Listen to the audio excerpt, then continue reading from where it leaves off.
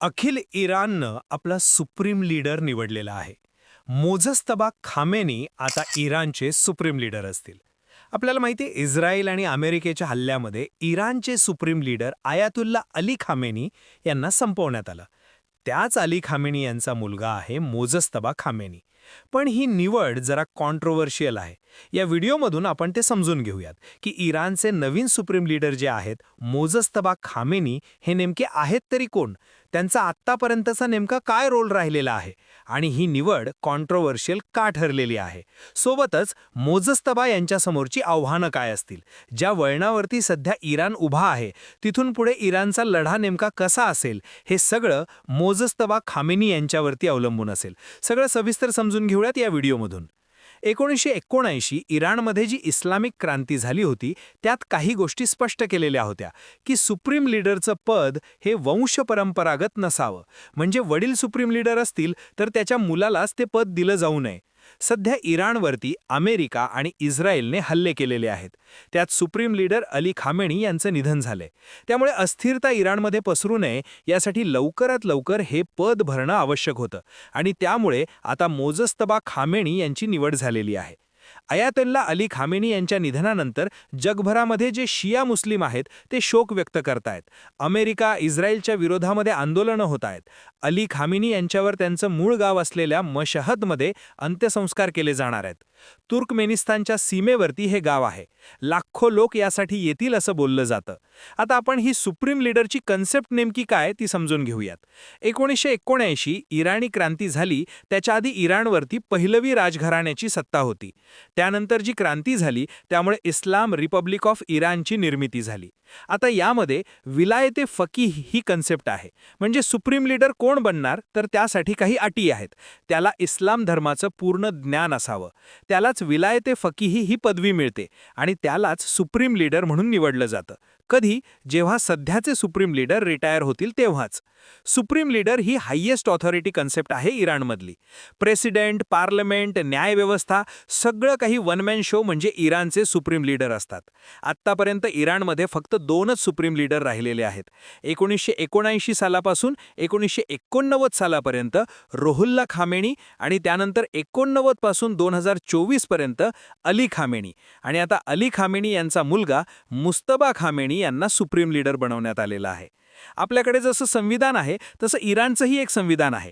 त्यात आर्टिकल 111 मध्ये हे स्पष्ट नमूद केलंय की जर सुप्रीम लीडरचं अचानक निधन झालं तर त्यासाठी एक टेम्पररी कौन्सिल बनवलं जाईल. त्यांच्याकडे सुप्रीम लीडर एवढीच निर्णय घेण्याची पॉवर असेल. यात 3 लोक असतात. पहिले म्हणजे प्रेसिडेंट. सध्या मसूद फेझेक्शियन हे प्रेसिडेंट आहेत इराणचे. दुसरे आहेत ज्युडिशियल चीफ. गुलाम मोहसेन मोहसेनी एजे हे सध्या ज्युडिशियल चीफ आहेत. आणि एक गार्डियन कौन्सिलचा प्रतिनिधी. असे हे टेम्पररी 3 जणांचं कौन्सिल असतं. हे कौन्सिल सध्या इराणचे सगळे निर्णय घेतं आणि या तिघांनाच इराणचा सुप्रीम लीडर नियुक्त करण्याचा अधिकार होता.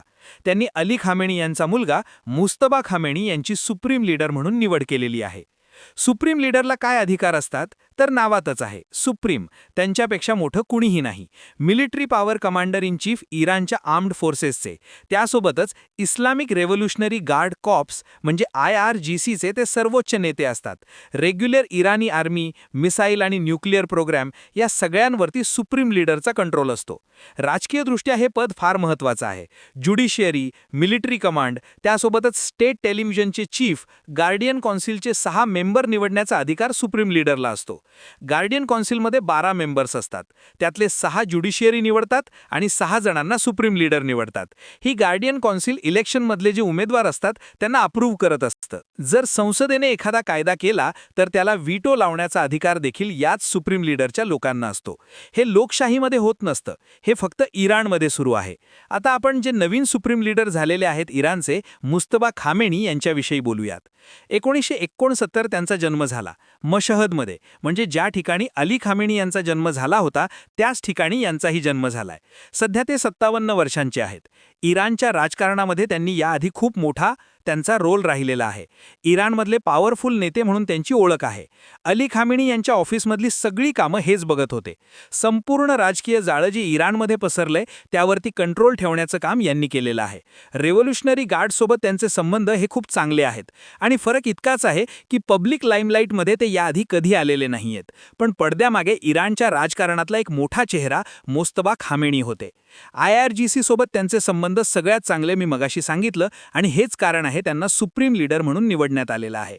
इस्लामिक रेव्होल्युशनरी गार्ड कॉर्प्स म्हणजे IRGCचा अत्यंत महत्त्वाचा रोल आहे इराणमध्ये. इराणच्या अर्थव्यवस्थेचा मोठा भाग यांच्या कंट्रोलमध्ये असतो. न्यूक्लिअर आणि मिसाईल प्रोग्राम, त्यासोबतच जे हिजबुल्ला आहेत, हुती आहेत, इराकचे शिया बंडखोर आहेत, हमास आहेत, यांच्यावरती सुद्धा IRGCचा कंट्रोल असतो.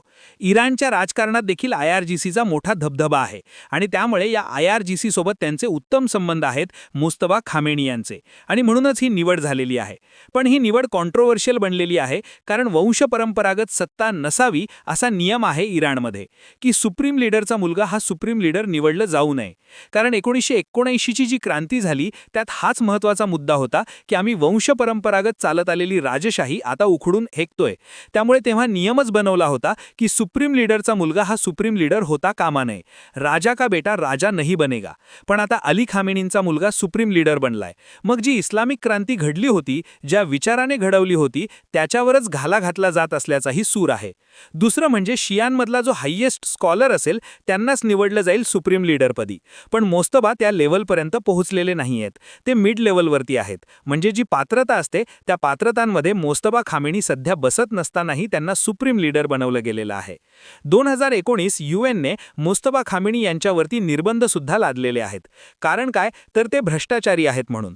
आंदोलनं चिरडून टाकणं, 2009 ग्रीन मूव्हमेंट झाली होती इराणमध्ये, त्या आंदोलनाला दडपण्याचा त्यांच्यावरती आरोप आहे. पण तरीही ते आज इराणचे सुप्रीम लीडर झालेले आहेत. आपल्या पिट्याला ज्यांनी संपवलंय त्यांच्या मनामध्ये ती आग असणार आहे, बदल्याची आग. त्यामुळे हा संघर्ष पुढच्या काळामध्ये कुठपर्यंत जातोय ते पाहणं फार महत्त्वाचं असेल. तुम्हाला नवीन निवडलेल्या इराणच्या सुप्रीम लीडरबद्दल नेमकं काय वाटतंय? हा संघर्ष त्यांच्या नेतृत्वातला इराण जिंकू शकेल का? आपलं मत कमेंट करून नक्की सांगा. या व्हिडिओमध्ये इथेच थांबतोय. पाहत रहा पुढचा विचार.